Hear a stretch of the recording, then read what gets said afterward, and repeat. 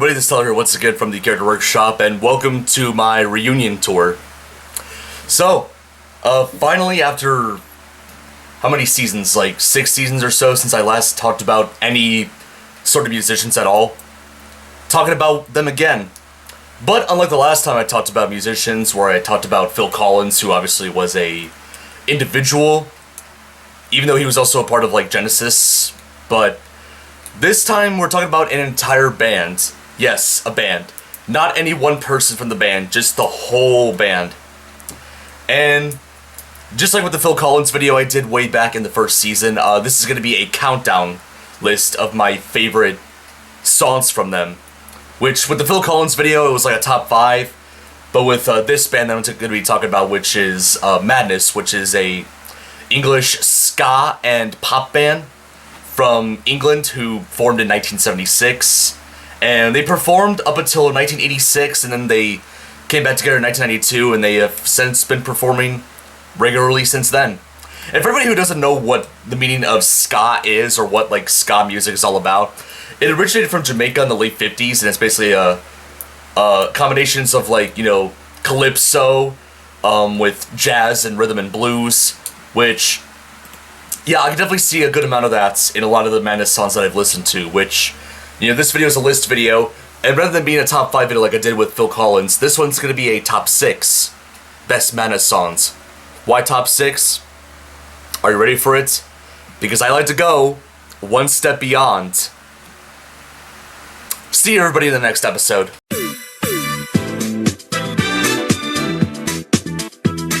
Okay. After that really bad Nostalgia Critic joke / reference, let's actually get onto the list. The opposite of happiness! So, at the bottom of the list, before I get into that, let me just let you know, like, I love every song that's on this list, and hell, even like a couple others that are probably gonna be honorable mentions, you know, I mentioned at the end of the video. But, this is basically my opinion, by the way. You know, if there's any songs that you think deserve higher spots than, you know, what I say, then, you know, that's your opinion, and I respect it, as long as you respect my opinion as well. So anyways, at the bottom of the list, number 6, I'm giving it to Embarrassment, which was from Madness's 1980 album, Absolutely. Now, Embarrassment's like one of those rare Madness songs that like, kind of delves into like kind of more like, dark matter, and this song was written by one of the members of the band, Lee Thompson, who was, basically, he was like the saxophonist of the Madness band, and he wrote this song because basically the plot of this song is kind of an unfolding turmoil following the news that, you know, at the time his teenage sister, who was pregnant with a black guy, and the family, like, basically rejected her, you know, and they kind of shamed her, like, how dare you, you know, go out with this black guy or something, you know. Basically, yeah, they were kind of racist. So, that was, yeah, if that doesn't, like, you know, make this song dark, then I don't know what will. And obviously, you know, when he was on the road, Lee Thompson, with the rest of the band, he heard snippets of the story through, like, phone calls and letters. But, you know, he had enough information to, like, you know, really, piece a story together for the song. And it's basically a clear indication of, like, changing attitudes. And obviously, unlike this song, which, you know, didn't end, you know, particularly well, the real life, inspiration for the song did have a happy ending, though. Thompson later stated that, like, you know, when his sister's daughter was born, the relatives who, like, previously, like, you know, shamed and, you know, basically, reject her, now kind of, like, went a 180. They now, don't reject her anymore, I guess, which, you know, I mean, I don't know why they would reject her to begin with, but anyways.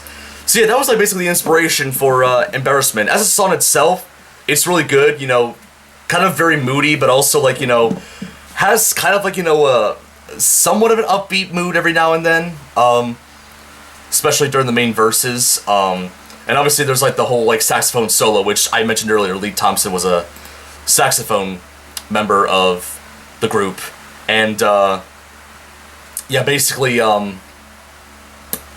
There's a lot of those in there, and Embarrassment is kind of one of those examples with, like, songs that have, like, kind of like a somewhat upbeat feel, but have, like, really dark messages going on, like Foster the People's Pumped Up Kicks, for an example. Like, that's probably like the most famous example of a song that has, like, a catchy beat but, like, really messed up lyrics. But yeah, I love Embarrassment. It almost did not make it on the list, but, like, after a couple re-listens, I'm like, this song actually deserves a spot, just for not only the dark storyline of the song, but also, like, just the fact that it sounds good. But yeah, Embarrassment was number 6 on the list. The opposite of happiness! And number 5 on the list is, very fittingly enough, a song called NW5, which was released on their 2009 album, The Liberty of Norton Folgate. Now, this is kind of like a more recent song. This song's, like, less than 15 years old, but I think it's really good. It definitely has, like, kind of like a dark start with, like, the dun dun dun dun dun dun kind of, like, tone to it, but it does kind of get, like, into, like, a more upbeat, like, tone when they get to, like, the chorus with the I would give you everything parts, and it's really good. I love it, and apparently a lot of fans and critics love it too. So much so to the point where, like, it's also been played at, like, Madness concerts over the years. And also, apparently the song's title, NW5, which I had no idea what that was a reference to, is actually a reference to a UK postal code area, where the band Madness originated from, so kind of going back full circle in a way. And just like with Embarrassment, it was written by the saxophone player Lee Thompson, and as well as the pianist of Madness, Mike Barson. And also wrote some of the band's other hits, including House of Fun, which, may get into later, but, anyways. But yeah, I love NW5. It's really good. Has, like, kind of like a... don't know how to describe it. Like, almost like, somewhat of a sad tone, but, like, gets, like, back up and, happy at the very end. Which is kind of like, life in general, I would say, We may have our ups and downs, but, like, there's always, like, light at the end of the tunnel to, like, have a good life, Basically kind of like the Monty Python Life of Brian song. There's always look on the bright side of life. Anyways, but Monty Python's another story. Anyways, back on to my Madness countdown. The opposite of happiness! Now for the number 4 spot. At this point forward, we're kind of like, moving a bit away towards, like, the more, like, I guess, like, moodier Madness pieces, and moving on to some of their more, like, fun beats, not fun beat, more fun upbeat songs. And this one being number 4 on the list, Wings of a Dove, which was not released on any albums when it first came out. It was released just as a single in 1983. However, the song was later released a year later, 1984, in the American version of their Keep Moving album. And not really 100% sure what the storyline or background is of Wings of a Dove, but, like, it kind of has, like, very upbeat mood, like I said. And, I mentioned earlier in the list that, like, ska, which is, like, the type of music that Madness performs, kind of has, like, some calypso inspiration from it. And, you can definitely tell with that, with Wings of a Dove, there's definitely, like, portions where it definitely sounds like it would fit very well with, like, a typical calypso song.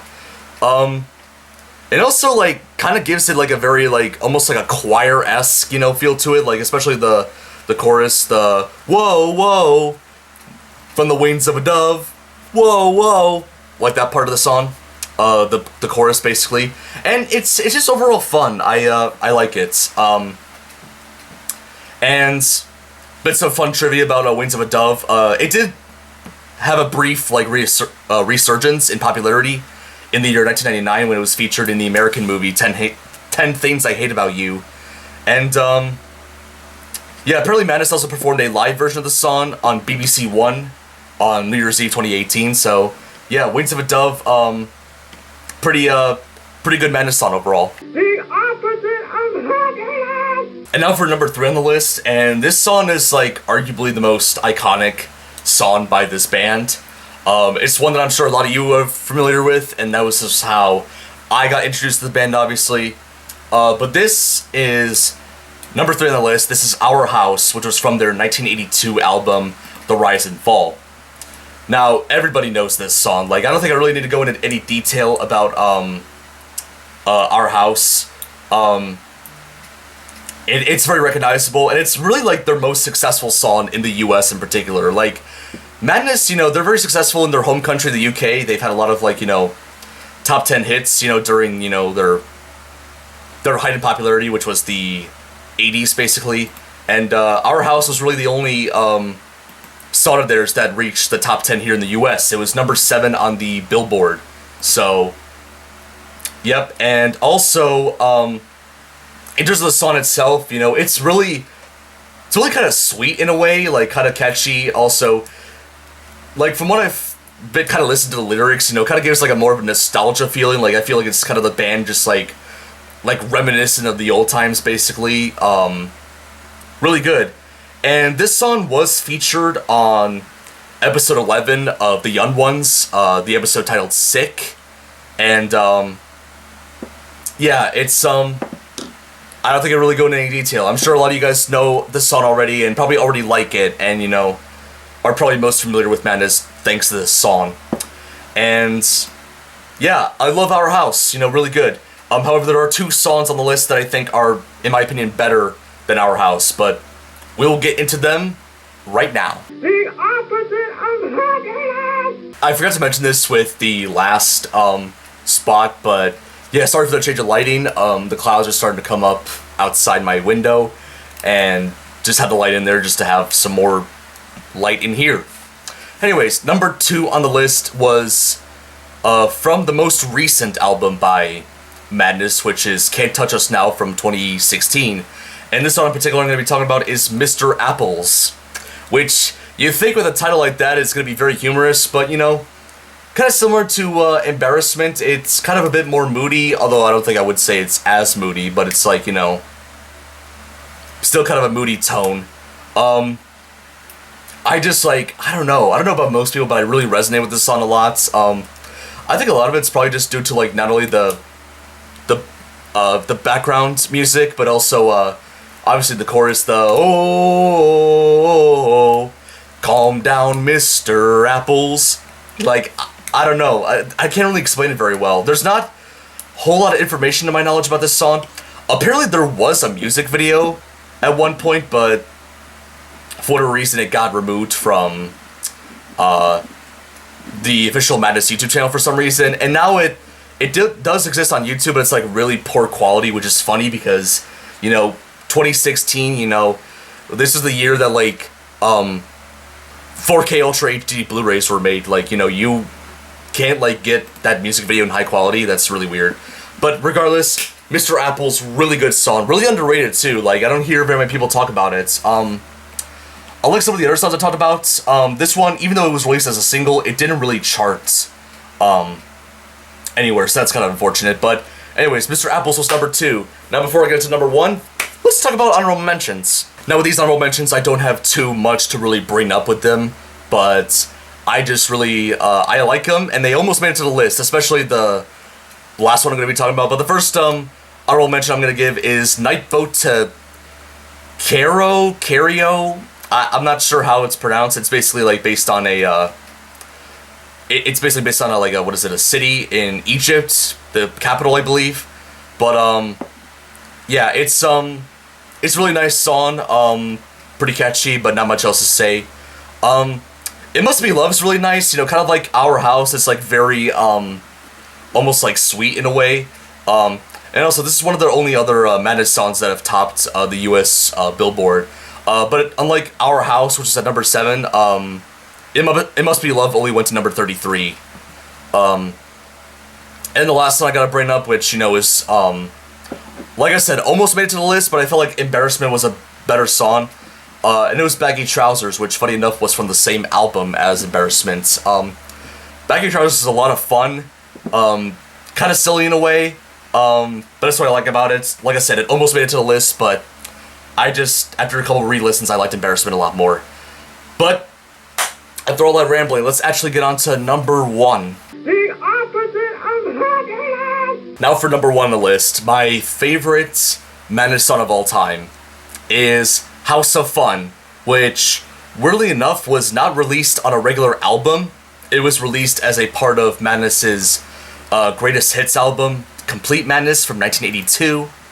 Really, the only song on that compilation album that wasn't, like, you know, released before or anywhere else. Like, it was exclusive to there, and it's really weird. I say exclusive, but I mean, like, at the time. Obviously, over the years, House of Fun has been re-released in various other compilation albums by this band. But yeah, House of Fun. As the song suggests, the song is fun. I like it a lot. It's I don't really know how to describe it. It's like, you know, literally everything about it. It's like just good, from the beat to the chorus and just the way it just sounds overall. It just makes you like kind of want to get up and dance a bit.